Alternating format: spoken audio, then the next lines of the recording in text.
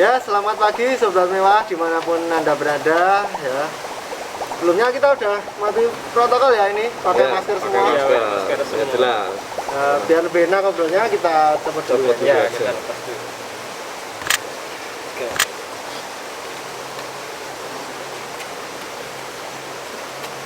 Nah, pagi hari ini kita akan membahas sesuatu yang menarik ya Pak. betul. Menarik Opo, sangat.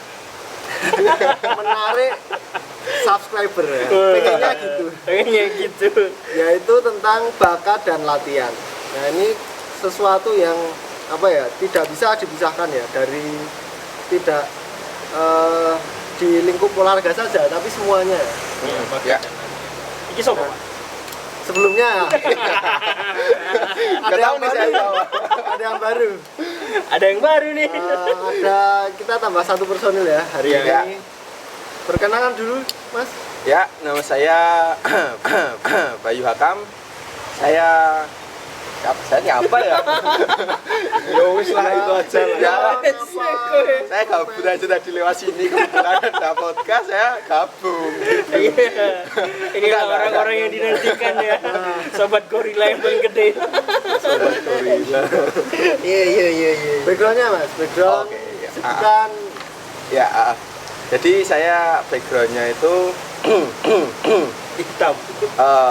lulusan dari jurusan pendidikan jasmani. Baru saya lulus kemarin, kalau ada kerjaan boleh hubungi saya. promosi Anda. Pelatih renang.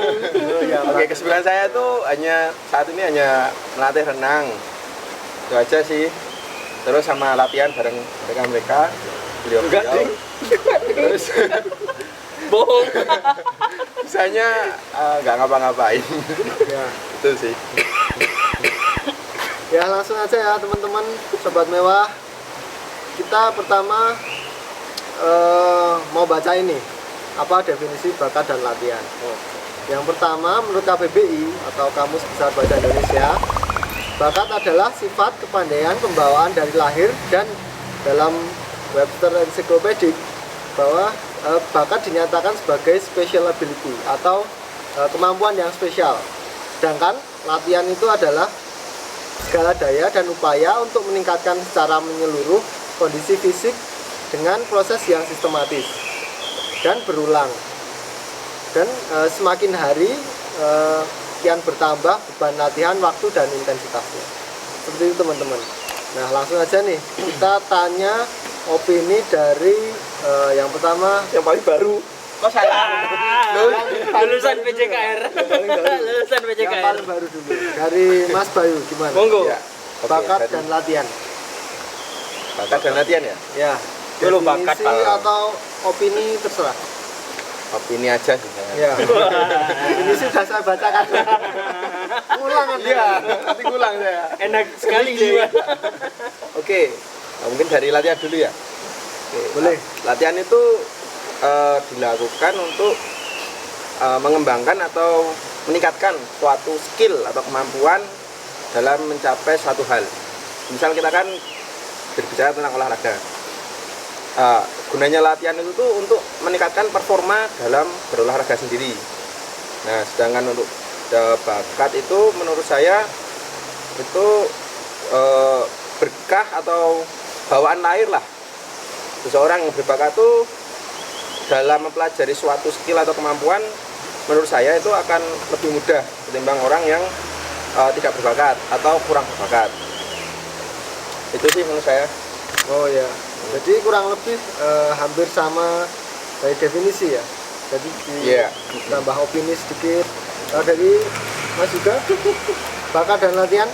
Kalau latihan itu berulang-ulang, kalau bakat itu tidak berulang. Ya. Saya bentar nih. Ini klik berarti. Emang bakat itu sudah bisa ngetek. Jadi semakin berulang bakatnya semakin itu nggak masuk akal Pak.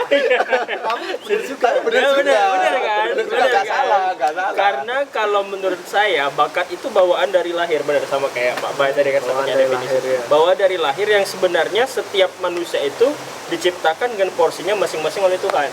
Itu misal karena setiap manusia itu kan punya job desk-nya masing-masing sebenarnya gitu kan, bakat sendiri masing-masing dari Tuhan.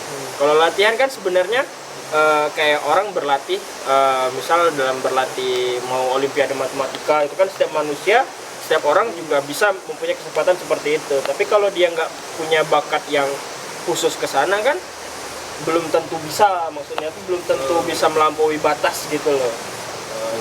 Gitu aja. Jadi kalau berlatih itu bisa mendapatkan apa ya, mendapatkan ilmunya semua, tapi kalau bakat tuh belum tentu bisa mendapatkan ilmunya semua. Seperti itu. Bakat itu satu, latihan itu bisa banyak. Oh iya. Paham nggak sih Pak? Kayaknya belibet deh. Masuk akal ya? Masuk akal. Karena Ya udah dasarnya tadi. Jadi bakat kan dari lahir. Jadi singkatnya kalau orang yang berbakat itu mungkin latihan sedikit itu udah jadi. Jangan kalau orang yang kurang berbakat ini. Jadi latihan harus mencapai suatu titik itu harus latihan sangat keras. Iya, benar. Pak. Seperti itulah. Nah, bilangku entek iki. dia kan Mikirnya keras. punya apa pandangan yang Mikirnya lain. keras. Bisa ya, ini mikir keras ini. Mungkin menurut para ahli.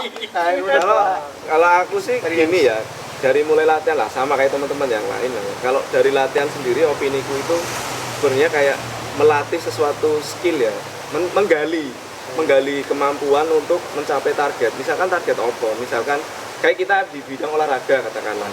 Kalau di bidang olahraga itu misalkan kayak kita renang katakanlah, renang. Kita nggak mungkin sih sebenarnya kalau latihan sendiri itu nggak mungkin. Pasti harus ada pendampingan segala macam. Nah, kita itu menggali potensi dari latihan itu sebenarnya ya ada hubungan juga dengan bakat gitu sebenarnya. Menggali latihan, cuma didasari dengan usia. Kalau usia sudah misalkan lebih dari 10 tahun, misalnya enggak lebih dari 10 tahun, lebih dari 15 tahun ke atas. Itu sebenarnya bukan menggali bakat potensi sih sebenarnya. Sebenarnya kalau kita ngomong latihan menggali bakat itu, ini aku sangkut pautin dengan bakat ya. Jadi nggak bakat sendiri, latihan sendiri. Ini aku gabungin aja. Sambil ngopi Pak ya? Ya, sambil bawa ya. Sambil ngopi aja nggak apa-apa. Nah, sebenarnya kayak gini, karena di latihan itu kita kan mencari sesuatu yang kita cari apa sih gitu sebenarnya yang kita cari gitu. Misalnya kayak yang di renang tadi itu kita ngelatih seseorang nih dengan dilatih sesuatu hal yang sangat gampang. Salah satu orang atau anak ini tuh kok cepet banget nangkepnya. Nah, itu bisa jadi itu sebuah bakat. Nah, bakat itu kembali lagi dari lahiriah yang secara alami terbentuk kayak gitu sih. Itu menurut aku loh ya. Nek salah ya koreksi. Iya. Ya nggak apa kan kita ngobrol-ngobrol santai aja. Iya. Siapa tahu bisa ini kan teman-teman yang lain kalau ada opini lain kan bisa di komentar gitu ya. Tulis komentar di bawah ya. Jadi bakat dan latihan itu sesuatu yang nggak bisa dipisahkan ya Pak? Sebenarnya sih nggak bisa dipisahkan sih sebenarnya gitu. Cuma ya balik lagi ke individualnya masing-masing sih. Nek opini itu ya. Itu kalau opini itu. Jadi dari latihan itu kita bisa menemukan bakat. Ya betul sekali. Dari lebih mudah untuk mempelajari sesuatu ya kan. Ya. Lebih cepat menangkap. Ya. Menangkap. Nah, kita langsung ke pembahasan selanjutnya ya. Ini juga sangat sering ya ditanyakan atau dibahas di seminar, podcast. Nah, cara menggali bakat bagaimana. Jadi banyak orang yang mungkin bertanya-tanya ya, bakat saya itu apa sih? Saya itu pinter di mana sih? Iya, benar. Yes. Itu. Jatuh luka Nah. bakat. Ini dari praktisi ini pasti kan punya pengalaman nih. Gimana sih cara menemukan bakat itu? Nah, sekarang dari sisi kanan saya dulu. Waduh. Yang paling senior. Ya. Bagaimana Pak? Cara menggali bakat, karena tadi kan udah menyinggung tuh. Agak menyinggung sedikit tuh. Gimana Pak?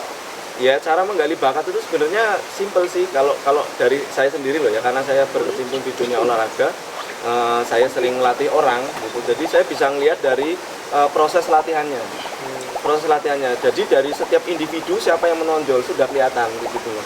Jadi untuk menggali bakat atau ya scout lah ya, dalam arti scouting bakat itu bisa kita lihat dari pola latihannya sama porsi latihannya. Jadi misalkan saya kasih metode latihan yang paling sulit pun si orang ini bisa langsung nangkep, beda dengan orang-orang yang lain gitu loh. Jadi kan dia itu kayak orang yang spesial gitu loh di suatu tempat latihan. Misalkan contohnya kayak di kalistenik, misalkan contoh di kalistenik, ada orang yang sangat susah dilatih untuk pull up.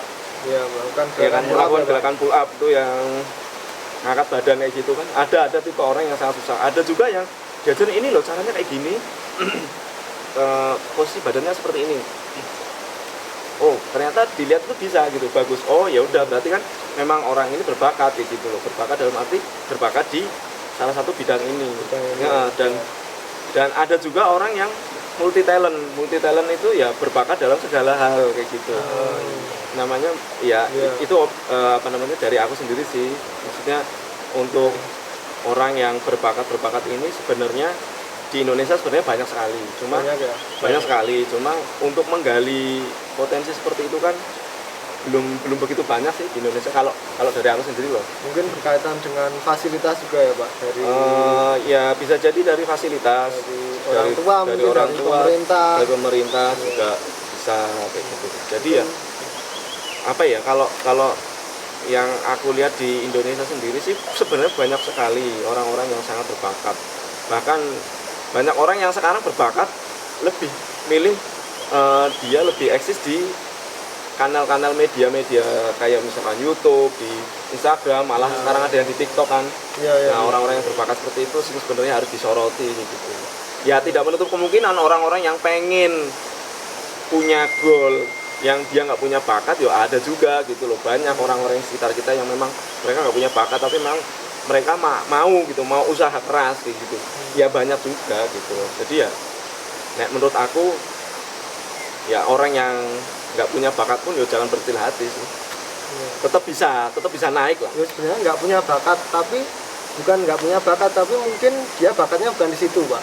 Ya bisa jadi. Bisa jadi. Mungkin dia apa ya, kurang mengenali potensi diri, jadi atau mungkin ada tidak mengenali diri lah. Mengenali diri dengan baik ya. Atau mungkin dari tekanan dari luar, misal dari orang tua harus. Nah itu tekanan yang sangat, itu sebenarnya tekanan yang sangat besar. Contohnya aku.